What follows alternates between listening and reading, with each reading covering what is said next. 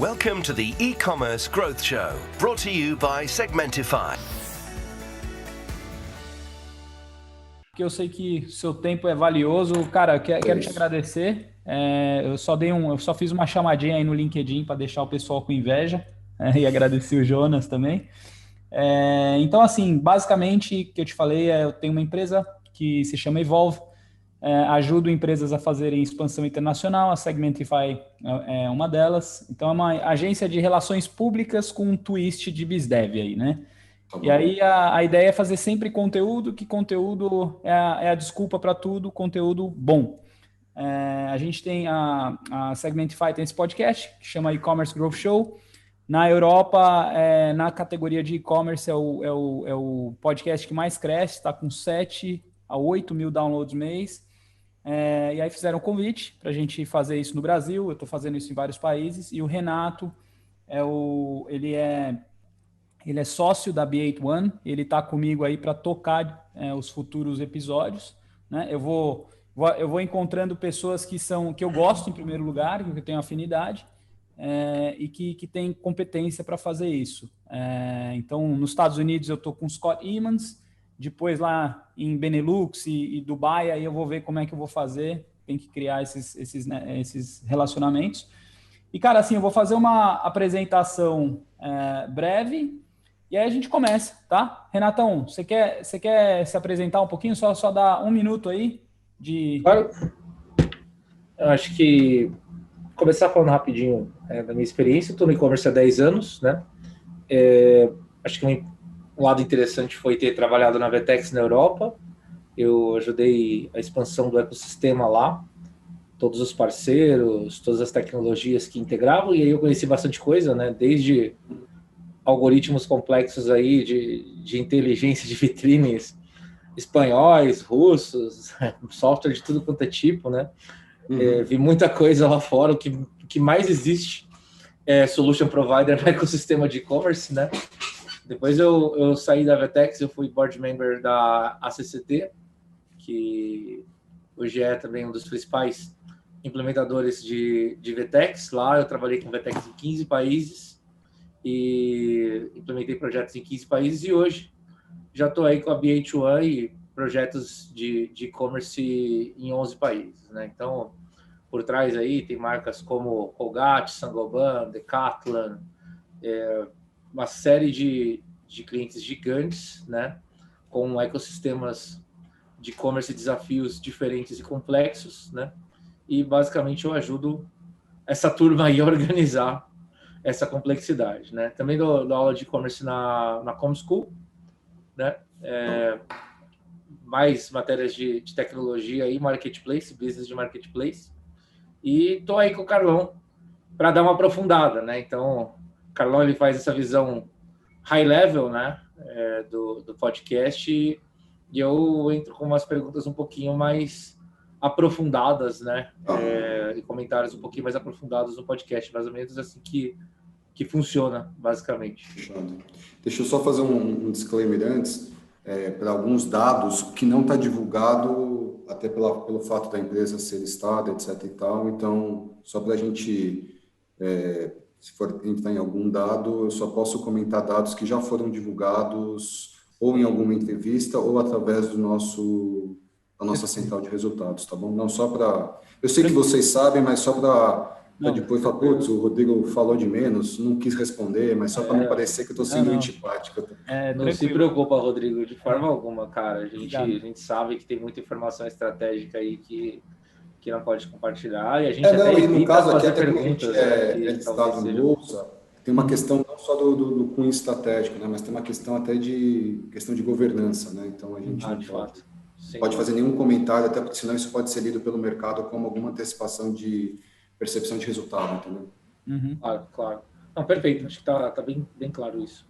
Rodrigo, eu vou fazer uma apresentação aqui baseado nas fontes, eu acredito que uma certa credibilidade que eu li, e aí a gente entra no conteúdo, tá? Fechado, vamos embora. Então, beleza, vamos lá. Então, pessoal, aqui é o Carlos, está falando, sou fundador da Evolve. Hoje mais um episódio do E-Commerce Growth Show, junto com o Renato Avelar, da B8 One. E a gente tem a honra e o prazer de estar com o Rodrigo Poço, ele é Digital Director, o diretor de digital da Marisa, Lojas Marisa, uma loja icônica aí no Brasil. O Rodrigo, ele tem um background, assim, bem digital, mas bem digital mesmo. Estava olhando o LinkedIn dele, é impressionante, né? E o que a gente vai estar falando aqui um pouco é sobre a transformação digital da empresa. Acho que a gente estava falando um pouquinho, antes de começar essa entrevista, da transformação digital um pouco que se deu no Brasil, especialmente no que se tange ao trabalho, né? As relações com o trabalho, enfim, tudo que essa empresa icônica aí em moda vem fazendo no digital. Algumas informações que eu li, e Rodrigo, você me corrige aí, porque talvez tenham coisas novas também, mas um dos diretores disse que a transformação digital se deu em 2017, mas não durante a pandemia, quando vocês passaram a utilizar Hybris, né? SAP Hybris. Hoje, vocês têm um objetivo aí de intensificar parcerias e vendas em marketplaces, vocês vêm robotizando sistemas, fazendo uma porrada de coisa em eficiência para reduzir custos com tecnologia, programa de fidelidade, tem uma carteira enorme de clientes e fintech, iniciativas como Click and Collect, Ship from Store. Então, enfim, antes da gente entrar em tudo isso, eu sempre faço a mesma pergunta, o big picture. Cara, você começou lá na Unilever e agora você está aí no digital da Marisa. Conta pra gente aí um pouquinho como é que é essa jornada, né? E aí a gente entra na pancadaria. Não, legal. Então, em primeiro lugar, queria agradecer vocês pelo convite, pela conversa. É sempre bom a gente fazer esse tipo de conversa com pessoas experientes no mercado aqui e trocar um pouquinho de ideias aqui, que isso aqui é um grande bate-papo. Sobre a parte da carreira, Carlos, assim, a minha trajetória, eu iniciei lá no comecinho da minha carreira, eu iniciei numa parte até mais financeira da história, né? Então, eu não estava ainda 100%, vamos dizer assim, embrenhado aí nesse mundo de varejo e nem tão pouco ainda no mundo digital. Aí depois eu fui entrando para o mundo de varejo, eu acabei entrando talvez através de uma das grandes escolas ali, que foi de uma empresa que tinha sido adquirida pelo Submarino, que foi uma empresa na época que chamava Officenet, que depois foi comprada pela Staples, enfim. Enfim, e aí começou a minha trajetória, e foi uma trajetória que passou, obviamente, pelo mundo do digital, e aí eu entrei no mundo do varejo mesmo. Aí a mosquinha do varejo me picou, enfim, quando você começa a fazer essa história aqui, acaba sendo quase que um vício no bom sentido, né? Assim, é muito, muito dinâmico. E eu acho que aí um pouco da história do dinamismo todo que vem acontecendo nos últimos tempos torna isso ainda mais desafiador, né? Eu acho que a lógica das minhas experiências e do que eu enxergo da evolução que esse negócio vem tendo em termos de integração de canal, que era lá atrás, aí vem a história da visão omnichannel agora, que já está uma super bem mais solidificado nas companhias.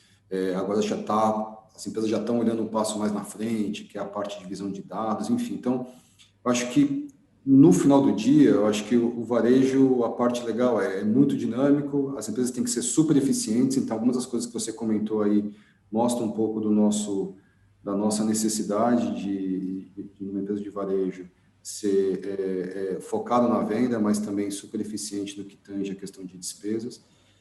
E aí, no final do dia, é um pouco do nosso trabalho, né? Então, a história do digital, ela vem meio que acaba tocando a empresa como um todo, né? Então, assim, não estamos falando só de vendas, estamos falando de forma como a gente tem no trabalho, no dia a dia, como a gente se relaciona com a cliente, como que a gente trata os nossos processos internos, enfim. E é isso que torna esse negócio assim tão... Assim, ao mesmo tempo desafiador, é tão bacana de você estar trabalhando tão dinâmico. Cara, eu ainda não... Acho que é uma oportunidade boa, porque todo o podcast a gente vem falando com os caras sobre... A gente já entra no e-commerce, no digital, mas eu queria entender, dado o tamanho da sua companhia, assim, um pouco do seu dia, já que porque acho que é interessante a gente ver também quais as iniciativas digitais você está envolvido, como é que é o seu dia, né? Uhum, Você vai para frente da loja, você está envolvido com o cliente, uhum, você vê como é que as vendedoras estão fazendo. A gente falou com o pessoal sim. sócio da reserva ali, eles têm umas iniciativas legais. Então, como é que está o seu dia? Como é que ele funciona?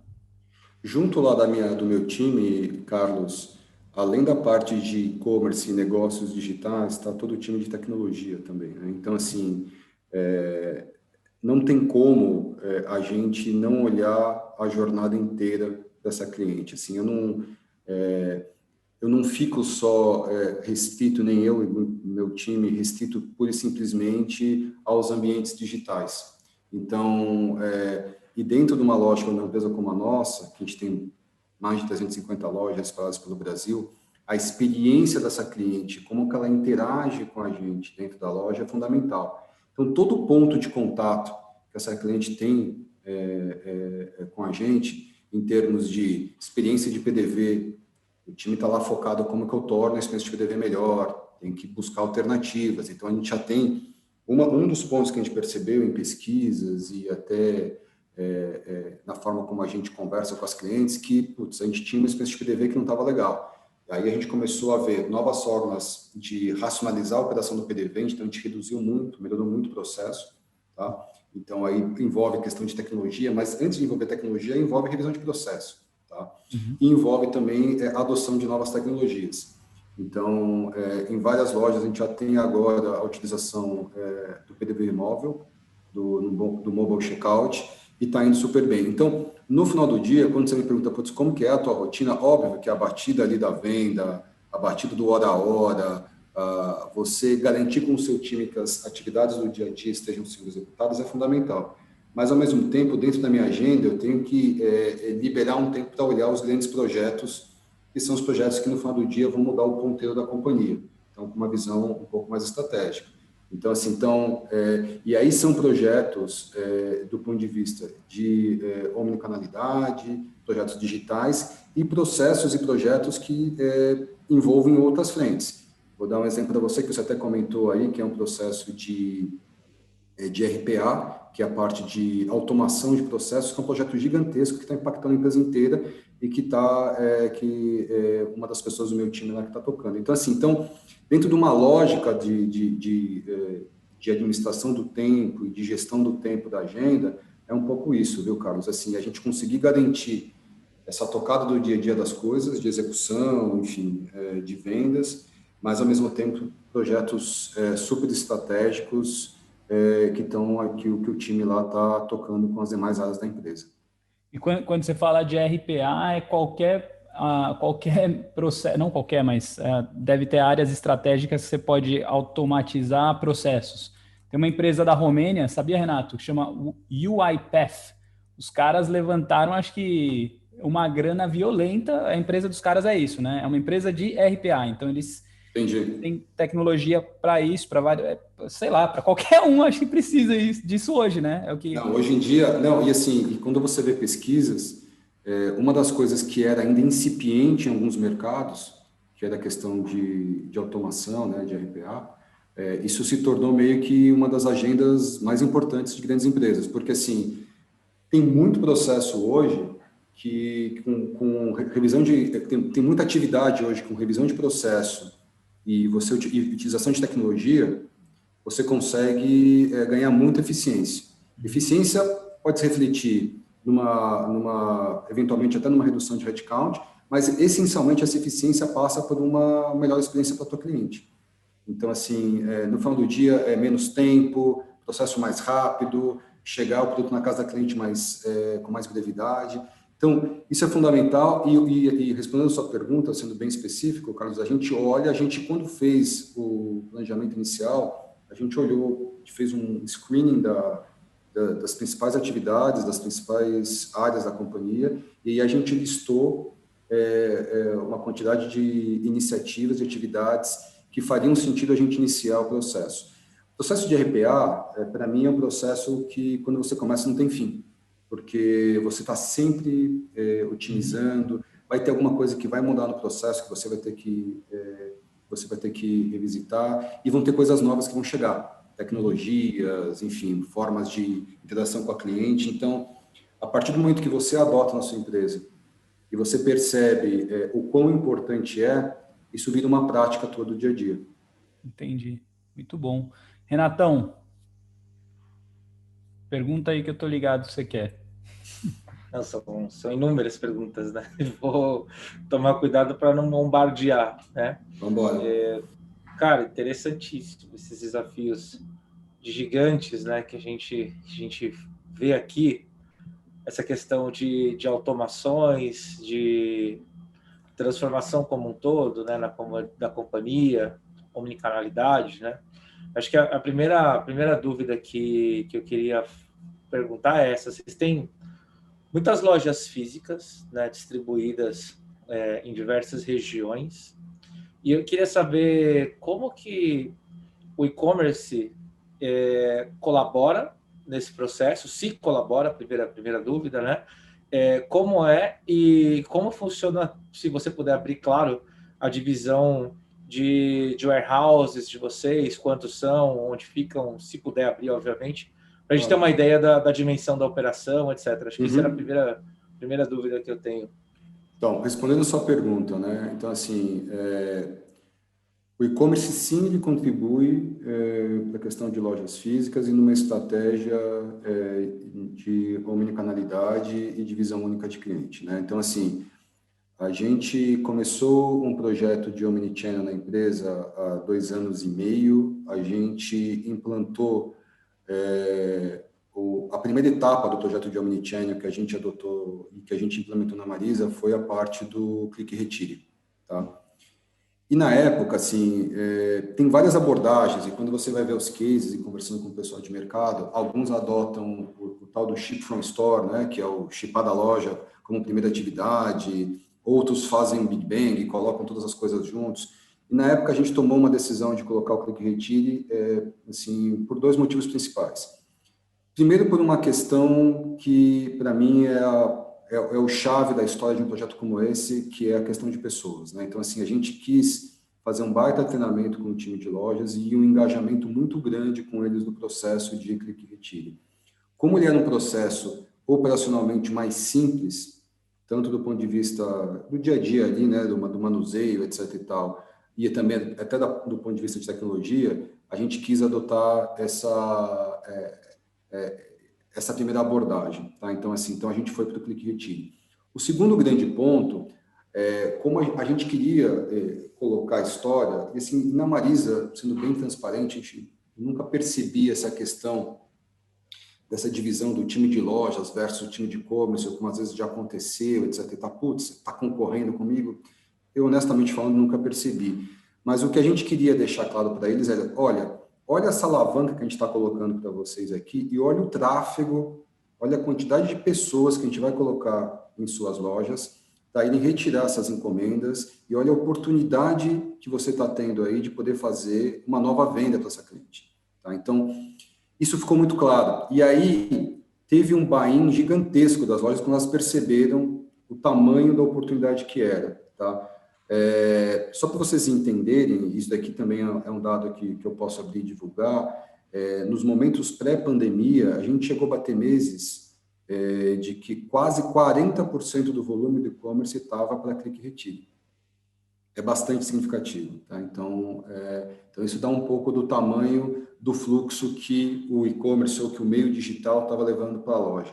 E aí tem um outro indicador, que aí a gente ficou, acho que a palavra até é obcecado, né, junto com o time de lojas, em relação ao batimento de metas, etc e tal, cada vez que esse cliente vai fazer uma visita na loja, vamos buscar uma conversão nova de uma nova compra, que a gente chama de recompra internamente, né? Então, cada empresa tem um nome para isso. Então, na visita no momento que ele vai fazer a visita para fazer o pick-up da encomenda, ele faz uma nova compra. A gente, assim, bateu também mais de 40% em vários momentos, tá? Então, assim, no final do dia, eles perceberam, e aí eles, aí não é eles e nós, mas assim, o time de lojas percebeu que aquilo lá era uma baita alavanca e era uma baita oportunidade para eles conseguirem fazer o atingimento e o batimento de metas, isso estava ajudando eles pra caramba.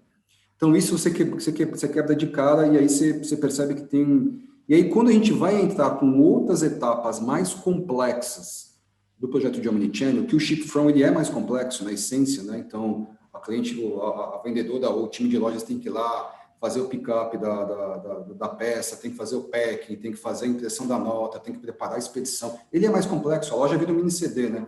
Quando você passa por esse processo, o nosso time de colaboradores, ele entende e tem muito menos resistência, fica muito mais engajado. Tá? Então, acho que esse é o ponto. E respondendo a sua pergunta, hoje, como que a gente funciona? A gente tem um CD hoje do e-commerce no sul do Brasil, no estado de Santa Catarina, em Navegantes. Tá?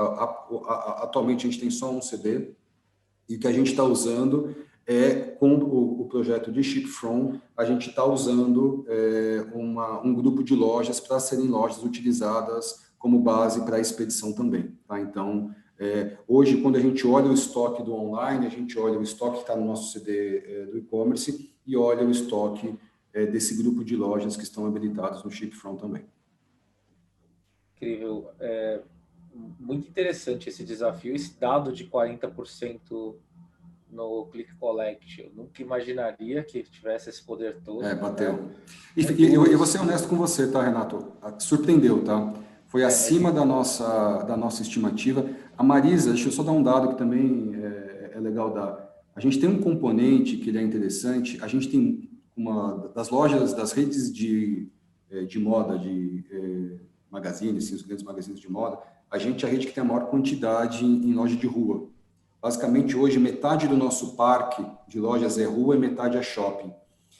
E, para muitos casos, isso é positivo para o Click Retire, porque quando você tem lojas localizadas no caminho da pessoa para o escritório, no caminho da pessoa para perto do ponto de ônibus, da estação, ou mesmo perto da casa, é fácil da pessoa entrar, então a gente percebe que isso pode ser, nesse caso, uma vantagem. Né? Então, esse é um ponto que a gente sabe que as lojas de rua, nesse sentido, elas podem ser bastante positivas, né?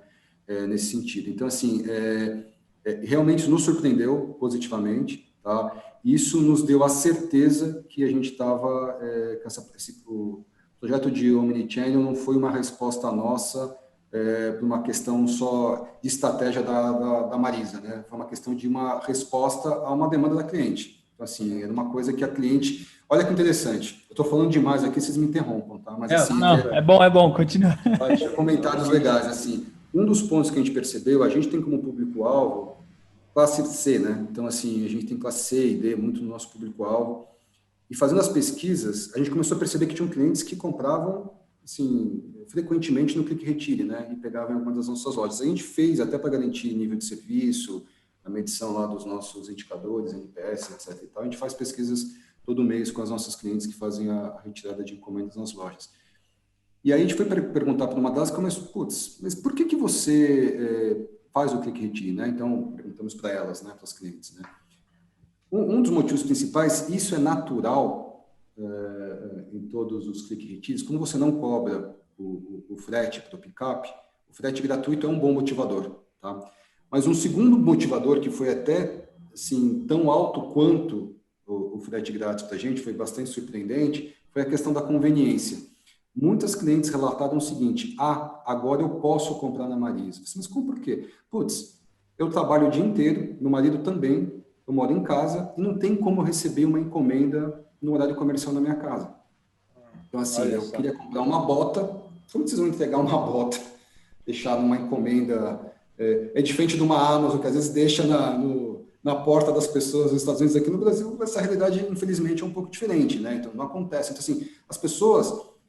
outros exemplos, né? Eu moro num prédio que não tem porteiro. Então, assim, a gente está acostumado com uma realidade, às vezes, de algumas situações, de realidades que, tem gente na casa o dia todo, ou que mora em prédios que tem porteiros e por aí vai. Mas a realidade do Brasil é bem diferente, bastante distinta. Então, assim, quando a gente percebeu assim, olha, a gente abriu uma possibilidade, um acesso a um perfil e a um perfil de que já eram clientes da Marisa, mas não acessavam a Marisa no canal digital, porque assim, eu só olhava, mas eu não comprava. Então, assim, isso foi super interessante, que para a gente, assim, é importante até para a gente poder ver que a gente às vezes está olhando por uma ótica, mas tem uma questão muito mais ampla acontecendo aí que a gente tem que ficar atento. Esses números que você trouxe são surpreendentes, essas motivações. Você não precisa me responder se está na estratégia da companhia fazer o que eu vou te perguntar agora, mas talvez a sua visão sobre o que você acha disso, tá?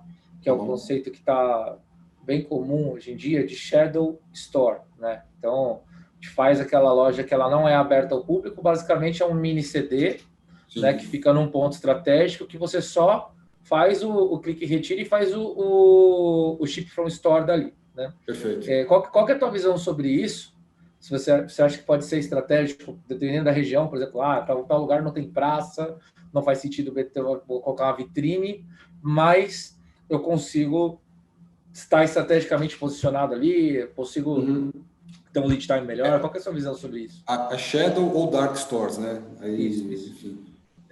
Eu acho assim, eu acho que deve ser avaliada, e considerada, e aí, obviamente, depende muito aí das questões particulares de cada um dos negócios, né? Então, questão de cobertura geográfica, questão do espaço das lojas, às vezes é importante você ter uma dark store, porque às vezes a sua loja é muito pequena, você não consegue ter back-office, capacidade de produção, quando escala muito um ship from store, você tem um bom problema, né? E a gente, durante a pandemia, a gente teve isso. Alguns back-offices nossos de loja, você percebia que, assim, eles ficam bastante lotados. Aí você acaba tendo questões de riscos operacionais, de erros, enfim. Então, tem uma série de coisas. Então, você tem que olhar uma questão particular do negócio, ver o tamanho das lojas, ver a questão da cobertura geográfica, e ver se você percebe que naquela área em que você está querendo colocar sua dark store, qual que é o teu tamanho do mercado potencial. Porque eu acho assim, ela pode sim, em muitos casos, Renato, fazer sentido como complementariedade estratégica, sim, de uma estratégia digital. Pode sim. Legal. Incrível. Ainda sobre esse tema, quando a gente entra com a comunicabilidade, coloca muita loja física para funcionar, talvez vocês tenham escalonado, começaram com algumas, depois foi ampliando, né? Dificilmente vai tudo de uma vez, mas eu queria, essa pergunta é clássica, né? Na verdade, acontece esse problema com todo mundo, como que vocês lidam com a ruptura? Porque às vezes o cliente vai lá, pega o produto na loja física que estava indo para o click collect, né? Ou Perfeito. etc. Como que vocês estão lidando com isso? Como que a gente faz isso, né? Assim, sim, a ruptura, ainda mais para um negócio de moda, ele é ainda mais crítico, né? Porque no nosso caso aqui a gente está vendendo o SKU, né? Que então tem a variação de cor, variação de tamanho, então a questão da grade torna ainda mais sensível essa história. Então, o que a gente faz? Quando a gente quer começar a utilizar o estoque de uma loja, a gente, via de regra, a gente faz um novo inventário para garantir a capacidade de estoque e ver se a gente não está com uma discrepância entre o físico e o lógico grande. A gente faz isso com frequência, mas a gente faz um adicional só para fazer o start dessa história. Um outro ponto que a gente utiliza, e aí através da ferramenta tecnológica que a gente usa, a gente consegue setar estoques de segurança até no nível SKU. Vou te dar um exemplo, tá? E aqui um exemplo qualquer aqui. Se numa categoria de blusas XYZ, eu percebo que tem uma ruptura maior, por qualquer motivo que seja, tá? Não vou entrar aqui nos méritos dos porquês. Eu posso setar e falar o seguinte, putz, para esses itens aqui dessa categoria, eu quero setar um estoque de segurança de tantas peças, porque eu sei que, via de regra, historicamente, eu estou tendo uma ruptura grande.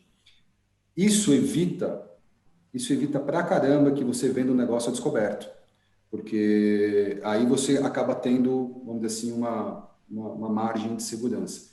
O que é o problema dessa margem de segurança? Se você coloca esse estoque de segurança em todo o teu mix da loja, e quanto maior fica, você cada vez mais está deixando o estoque bloqueado para vender no seu ambiente online. Então, aí é uma linha tênue, ali você tem que tomar cuidado para não exagerar muito na dose. Mas assim, o ideal, se eu tivesse um modelo ideal, você deveria ter um estoque de segurança zero. Mas foi o que você falou, na prática, na vida real, não é bem assim. O que a gente monitora, Renato, diariamente a gente monitora loja a loja o nível de ruptura de pedidos que foram para essas lojas, para poder entender se às vezes tem alguma questão pontual operacional ou tem alguma questão que deu alguma divergência sistêmica que pode estar gerando isso. Então, a gente monitora diariamente, a gente tem lá todos os índices e a gente toma bastante cuidado com isso. Isso que você trouxe, por exemplo, tudo que você está falando, eu percebo muita precisão de dado, né? Por exemplo, hoje, qualquer empresa pode pegar uma base passada, né?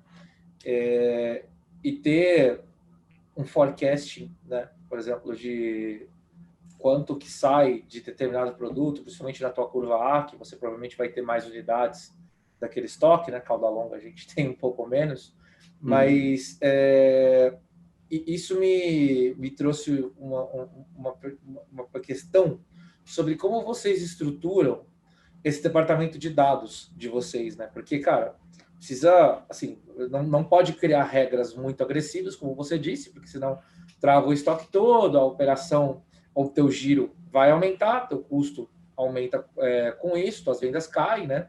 Então, você precisa ter um departamento com muita acurácia de dado, né? Aí eu queria ter essa visão, assim, macro, né?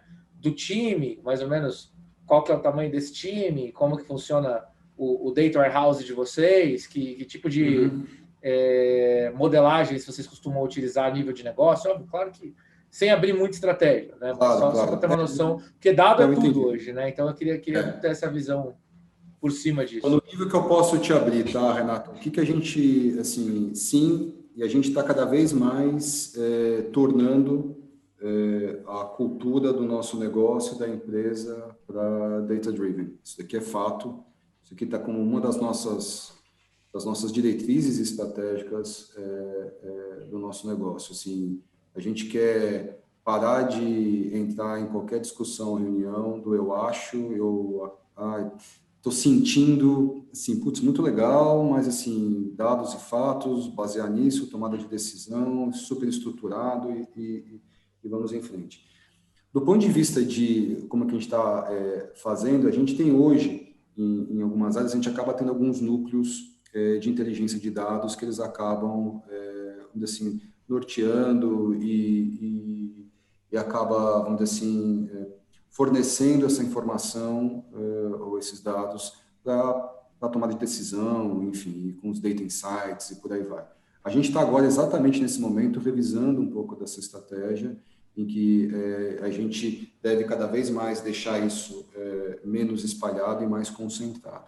Tá? Então, a gente está nesse momento, a gente tem a convicção que isso passa desde essa mudança que eu estou contando, eu falei para vocês há pouco, de uma mudança de fato cultural aí, que as pessoas têm que estar orientadas aí a terem os dados corretos para a tomada de decisão, mas passa também para a gente poder ter toda a estruturação dos capabilities para poder isso fazer acontecer, tá? Então, e a gente está nesse momento, a gente evoluiu bastante já nos últimos tempos, mas a gente acredita que tem um caminho grande. Como eu comentei com vocês, né, eu acho que talvez uma das próximas ondas aí que a gente tenha no varejo é a onda do varejo voltado a dados, né? Então, assim, a gente está atento a isso, que no final do dia a gente tem um fluxo absurdo de pessoas que frequentam as nossas lojas, tanto físicas quanto online, e também que utilizam todos os nossos cartões e por aí vai, né?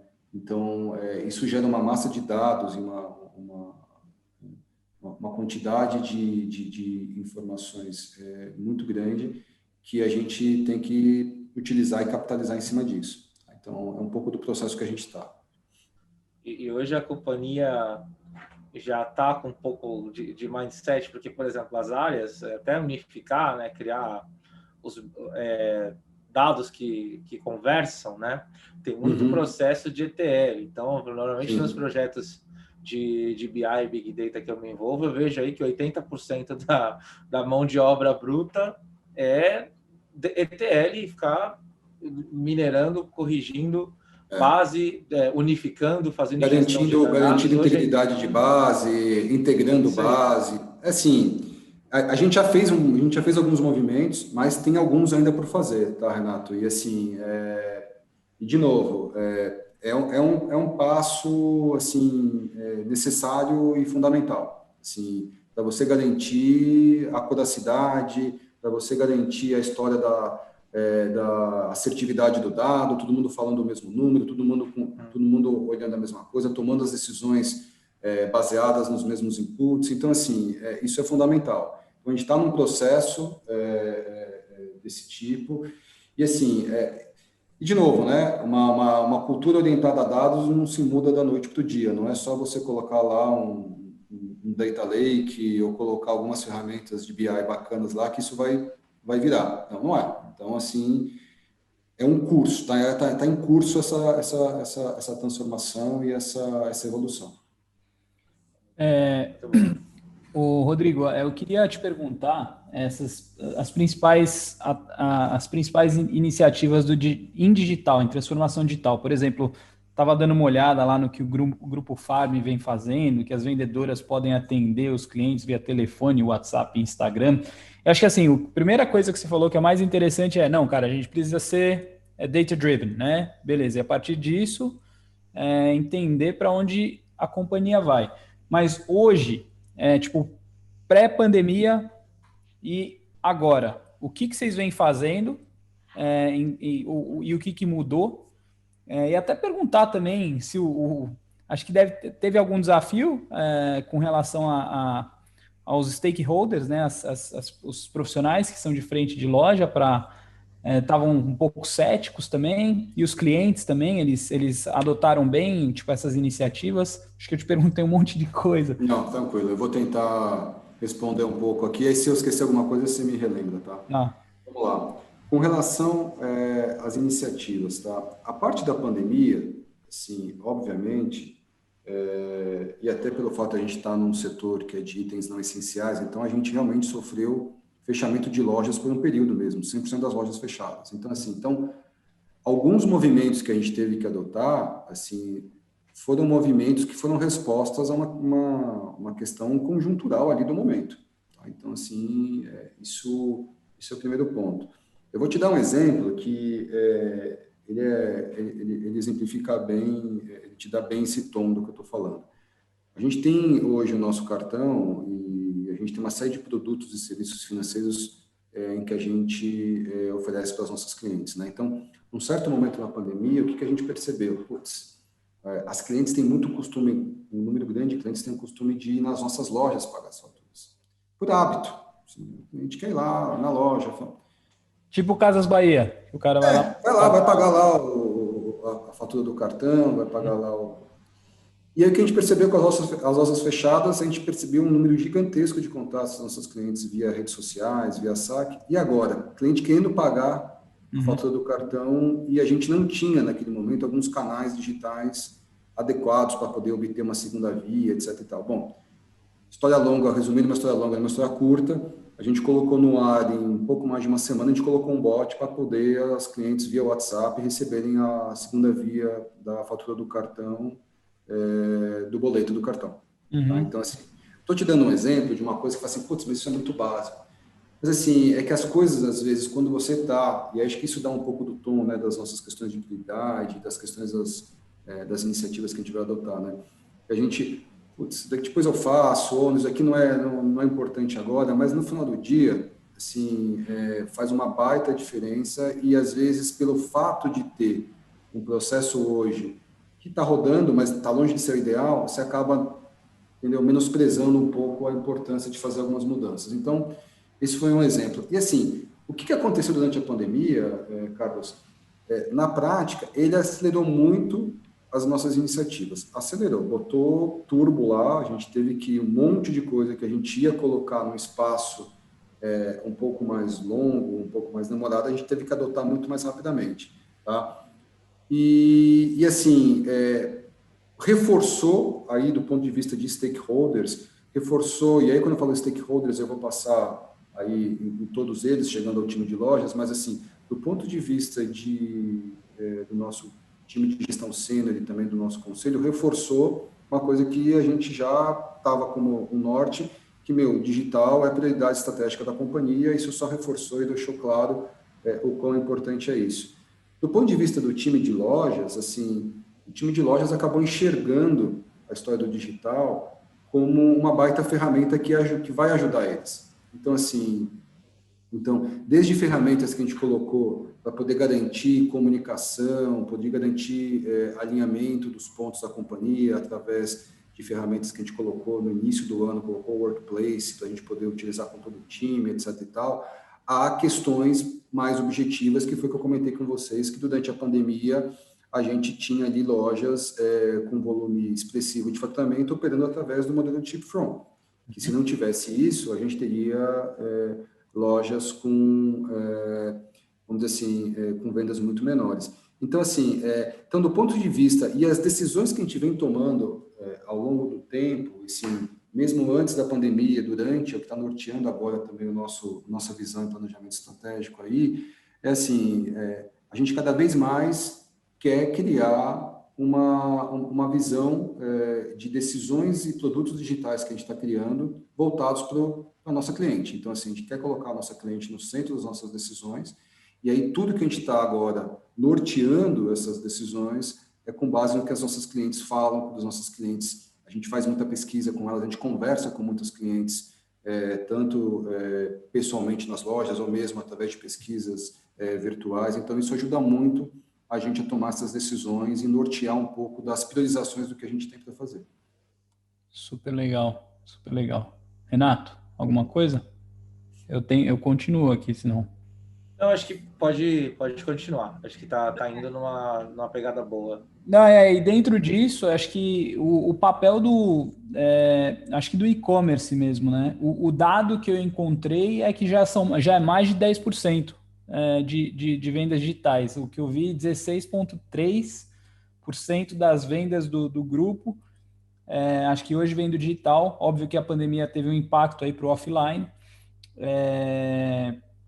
Eu lembro que acho que foi uma reunião que eu estava lá com o Mariano, te falei da Vetex, e ele falou que acho que a partir de 20%, média 15%, 20%, que forçou muito, né, a aceleração do digital, o e-commerce ele é começado a ser encarado como um canal sério para a companhia, né? Então... eu acho assim, de novo, né? A gente teve uma aceleração por conta da pandemia, isso é fato, é óbvio, mas a gente já estava vindo num crescimento muito forte de atingir o duplo dígito e de continuar nessa jornada, né? Então, assim, e de novo, a gente está olhando cada vez aí, Carlos, a gente está olhando cada vez menos a lógica de canal e vendo muito mais a lógica da onde que a nossa cliente está querendo consumir com a Marisa. Tá? Então, assim, a gente vai adotar toda a estratégia direcionada e vai fazer todos os esforços para melhorar essa nossa experiência de jornada da cliente, digital, física, omnichannel e por aí vai. Se isso vai nos levar a um percentual de 20, 25 e por aí vai até mais aí, eu acho que isso vai ser uma consequência. Tá? Então, assim, obviamente a gente tem lá e a gente para montar os nossos planejamentos, os nossos orçamentos, as nossas previsões, a gente tem que partir, obviamente, de algumas premissas para poder montar, mas eu acho que isso ele acaba sendo uma consequência dessa adoção dessas estratégias, né? Então, a pandemia acelerou. Eu acho que a pandemia agora, com a reabertura das lojas e com a própria normalização, né? Se Deus quiser aí, o mais rápido possível por conta aí da pandemia, das vacinas, etc. e tal, eu acho que as lojas, elas obviamente numa rede com 350 lojas, as vendas do varejo físico, elas obviamente voltam a ter o protagonismo que elas tiveram. Mas eu acho que tem uma mudança de comportamento que aconteceu durante essa pandemia que teve muita adoção de novos hábitos, né? Então, assim, eu falo pela minha casa aqui, né? Assim, eu percebo a quantidade de encomendas que chegam todo dia aqui na minha casa, toda semana, né, de coisas que você compra online que frequentemente você não comprava, fala, putz, eu vou na loja e resolvo rapidinho, que hoje você começou a adotar isso e virou praxe, né? Então, a gente tem uma mudança de comportamento, e acho que essa mudança de comportamento ela vai ajudar, porque ela trouxe novos compradores do ambiente digital, e as pessoas vão ganhando confiança no ambiente, vão ganhando confiança na loja, vão vendo que as coisas, a troca funciona adequadamente, por aí vai. E aí acho que isso só reforça, vamos dizer assim, a complementariedade das experiências, né? Da experiência do físico e do digital. Super. Eu fiz uma entrevista também com o Fernando Matoso e eu virou um puta amigo meu. Ele era CTO da Natura e agora ele virou CTO e Customer Success lá da Microsoft no Brasil. E na época a gente estava trocando uma ideia e ele falou que um dos planos da Natura, dentro dessa base de dados, que nem vocês têm aí, é que eles têm as revendedoras e é criar uma fintech para essas revendedoras. E aí eu estava com a pergunta 6 e aí eu vi um negócio que tem na pergunta 8 que conectei os pontos aqui. Vocês também, vocês têm uma ideia de ter uma fintech? Porque eu acho que eu li, se for muito estratégico, aí... Então, assim, o que eu posso divulgar? A gente tem hoje uma área que chama de produtos e serviços financeiros, que tem o nosso cartão, enfim. Aí tem um portfólio com uma série de produtos financeiros ali dentro, empréstimo pessoal, tem seguros e por aí vai, né? A gente tem uma financeira aqui dentro. Então, obviamente, dado todos os movimentos de mercado que estão acontecendo e sabendo do relacionamento que a gente tem com essa nossa cliente, a gente sim tem uma visão de, vamos dizer assim, explorar cada vez mais essas potencialidades, né? Então, assim, cada vez mais a gente quer jogar, vamos dizer assim, todas essas nossas iniciativas dentro do nosso app, né? Que a gente está aí, que está indo super bem. Então, assim, sim, tem uma ideia de evoluir.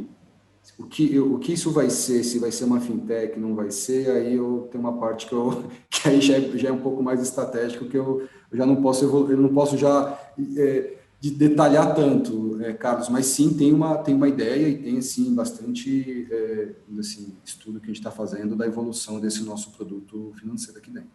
Entendi. E o app hoje, esse app é para clientes, Para clientes. Hoje, sim, a gente está usando ele para clientes. E a ideia, todas as nossas iniciativas que a gente vem fazer aqui dentro, a ideia é concentrar tudo no mesmo app. Então, hoje, tanto a parte do transacional online, quanto a parte do cartão, então do produto de serviço financeiro, vai estar tudo no mesmo app. E a ideia é continuar. Tá? Então, a gente vai evoluir com o app cada vez mais, vai ter uma fidelidade, etc. Exatamente. Então, vai ter conteúdo, vai ter experiências, a gente vai colocar serviços, assim, até os próximos passos que a gente tem aqui dentro de marketplace, etc e tal, a ideia é que tudo vá para dentro do nosso app, sim. Pô, super legal. Renatão, a gente já está caminhando para o final aqui, vamos amarrar isso aqui, foi incrível. Então, tem mais... você falou de marketplace, eu tenho mais uma última pergunta, mas o Renatão, tem mais alguma coisa? Eu ia para aquela pergunta clássica, né, da visão de futuro. Beleza. Do ponto de vista de tecnologia, etc. Roubou a pergunta dele, viu, Renato, pelo jeito. Era essa que eu ia fazer mesmo, porque eu acho que é isso. Qual que é a tua visão, dado todas essas tendências, esse volume de dados, os benchmarks que você com certeza tem no mercado, tanto da concorrência aqui no Brasil quanto players internacionais, sua visão, assim, o que você acredita que é o futuro do e-commerce e do varejo, né? Qual é a sua visão? Assim, eu acho que na prática, assim, para mim, e aí acho que eu já até comentei durante a nossa conversa hoje, para mim tem uma lógica que cada vez mais o varejo, como ele gera muito dado, tem muita informação de cliente, etc e tal, então, assim, o varejo, na minha visão, cada vez mais vai ser um negócio orientado a dados e um negócio em que tecnologia vai ser um enabler para todas essas iniciativas que o negócio tem que fazer. Obviamente, a gente sempre tem que ficar atento aí às novidades, às grandes tendências, etc e tal, mas tem coisas que, assim, já não são mais, assim, grandes pulos do gato, que a gente chama, né? Então, a omnicanalidade já é uma coisa hoje que, assim, é meio que quase que mandatório para grande parte das redes de varejo mundial que tenham lojas físicas e online, mesmo lojas, às vezes, que são só digitais, puramente digitais, já tem soluções que conseguem fazer integrações com pontos de pick-up físicos e por aí vai. Então, assim, acho que tem uma lógica de você... Então, minha visão de futuro é dados, dados, dados. Então, assim, o varejo vai ter que saber utilizar muito bem isso. Então, tornar a cultura data-driven, tornar a empresa preparada para poder capturar e utilizar esses dados de uma forma inteligente. Você ter uma cultura na tua empresa que seja cada vez mais orientada a poder fazer mudanças e ser flexível o suficiente para você mudar rumos muito rapidamente. Então, acho que isso na pandemia ficou muito claro, a capacidade das empresas que conseguiram fazer isso ou não. E eu acho que tem uma lógica de que as empresas, acho que cada vez mais do varejo olham, e acho que essa é uma tendência, menos mais a visão de ficar olhando o canal A, B ou C, e muito mais sobre a lógica da ótica da cliente e da jornada dela dentro do nosso ecossistema, né, dentro do nosso negócio. E aí garantir que a gente ofereça em todos os pontos de contato com essa cliente a melhor experiência possível. E aí quem toma a decisão é a cliente, né? Não é a gente não tem que ter essa pretensão da gente tomar a decisão. Então, a gente tem que dar a melhor experiência e ela comprar da gente quando, onde, como ela quiser, né? Então, acho que isso é uma obrigação. E assim, e aí todas as questões de experiência, de jornada, etc e tal, elas acabam sendo fundamentais para complementar um pouco essa lógica da velha e boa máxima do varejo, né, de atender bem a cliente, né? Então, acho que isso, no final das contas, a gente tem que usar a tecnologia para um fim que é esse, né? A tecnologia não pode ser colocada à frente das outras coisas, a tecnologia tem que estar suportando essas coisas. Matou a pau. Muito bom. Bom, eu queria te agradecer muito, Rodrigo. Isso aqui ainda vai levar um tempinho, que vai lá para pós-produção dos caras, mas agradecer demais pelo seu tempo. Acho que foi uma masterclass aí em digital. Então, muito obrigado. Um prazer te conhecer. Obrigado a vocês pela conversa. E assim, agradeço o convite. O seu convite, é um prazer conhecê-lo agora virtualmente. Um dia espero conhecê-lo pessoalmente. Vamos. E, assim, estou à disposição. Acho que é sempre bom a gente trocar experiências, bater papo, enfim. Acho que isso muito também legal. faz a gente, vamos dizer assim, se desenvolver, evoluir, aprender mais aí, que acho que é um pouco da nossa obrigação no dia a dia. É verdade. Ô, cara, você falou que você veio para a Suécia, né? Foi para o Hyper... Como é que chama aquele curso? Hyper... Tem um negócio que era... Não, foi por na realidade, foi por um